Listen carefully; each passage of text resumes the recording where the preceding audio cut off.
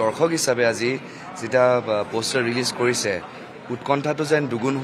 দুগুণ হৈ গৈছে আৰু মোৰ সৌভাগ্য যে ইমান গুণী জ্ঞানী কলাকুশলীৰ লগত মই স্ক্ৰীন স্পেচ শ্বেয়াৰ কৰাৰ সুবিধা পাইছোঁ প্ৰাইডিছ এণ্টাৰটেইনমেণ্টৰ লগত এয়া মোৰ তৃতীয় প্ৰজেক্ট আৰম্ভণি হৈছিল ৰামধেনুৰে তাৰপাছত পৰিচয় আৰু এয়া ককা দেউতা নাতি হাতী 2 গতিকে খুব এটা সুকীয়া স্থান আছে প্ৰাইডিছ এণ্টাৰটেইনমেণ্ট প্ৰডাকশ্যন হাউচ হিচাপে লগতে মোৰ সৌভাগ্য যে তেওঁলোকৰ লগত কাম কৰা মই তৃতীয়বাৰ সুবিধা পাইছোঁ আৰু বিশ্বজিৎ বৰাদেৱৰ লগত মই প্ৰথমবাৰৰ কাৰণে কাম কৰিছোঁ প্ৰীতি কংকনা আছে প্ৰাঞ্জল দা আছে যতীন দা আছে আদিল হুছেইন আছে তপন দাস আছে আৰু